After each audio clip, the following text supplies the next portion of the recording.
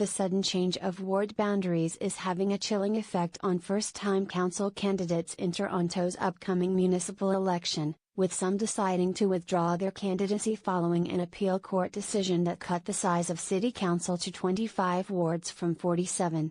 J.ennifer Hollett, who originally signed up as a candidate under the 47-ward model for an empty seat in a new ward, has dropped her candidacy. In the new system, she'd be running against one of two popular incumbents, Kristy or Joe Kristy. It's really challenging to take on an incumbent in the best of times, let alone in my case. Kristy is a mentor and a friend, Ms. Hollett said Thursday. Joe Kristy is one of the councillors who actively encouraged me to think about municipal politics. School board trustees Osma Malik and Chris Moise have also backed away from their earlier announcements to run for council, with Mr. Moise re-registering in the trustee race. This election will see incumbent councillors pitted against each other in nearly every race, as many of the 25 new wards, based off federal and provincial riding boundaries, will combine at least two existing wards.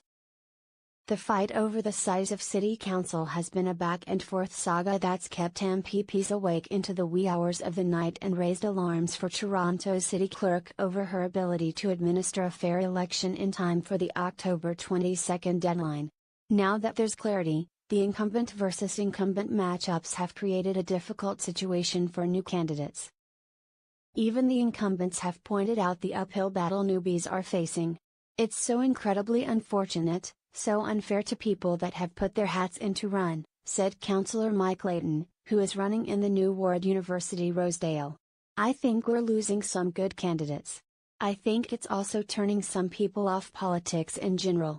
Councillor Paula Fletcher, running in Toronto Danforth, said 47 wards would have opened up the field, heralding in 3 new seats with plenty of new faces and great diversity.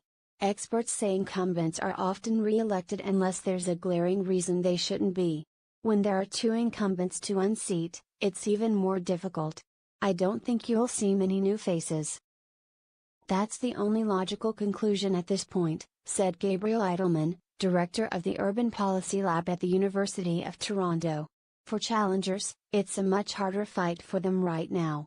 The issues facing new candidates range from poor name recognition to difficulties with fundraising and resources. Some non-incumbents still have some advantages, like George Smitherman, who will be facing Ms. Wong Tam. Mr. Smitherman is a former Ontario cabinet minister, and a previous candidate for mayor of Toronto. He believes he has an advantage over Ms. Wong Tam, despite coming from outside council, because of his time representing Toronto Centre at Queen's Park. Voters will recognize his name on a ballot, he believes, though he still pointed to incumbents' salaries and staff resources as advantages in the races. He has somewhat of an edge with volunteers, he said, because he can call old supporters and Liberal alumni to campaign for him. He doesn't expect much of an issue with fundraising, either. But for candidates without prior public office experience, money is one of the biggest hurdles. Laura Lynn Johnston, a Toronto urban planner running against incumbent Kristen Carmichael-Greb for Ward 8, said she's taken a leave from her job since June 18. It's a long race, so it's a lot of salary that I'm missing. Also my benefits, also pensionable time, she said. The race was always supposed to be against Ms. Carmichael-Greb, but the 25-ward system means she's now running against Michael Cole, too, the provincial politician and father of incumbent councillor, Josh Cole, who has decided not to run again. Councillor John Campbell took to Twitter on Thursday, saying a candidate in the 25-ward system can now spend $73,000. Who could possibly raise that kind of dough? He wrote.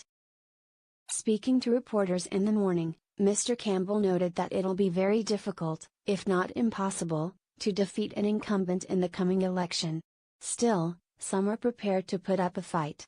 Winston Park, a Willowdale candidate running against incumbent John Foyua, said any difficulties he's facing will be a challenge for everyone else, too.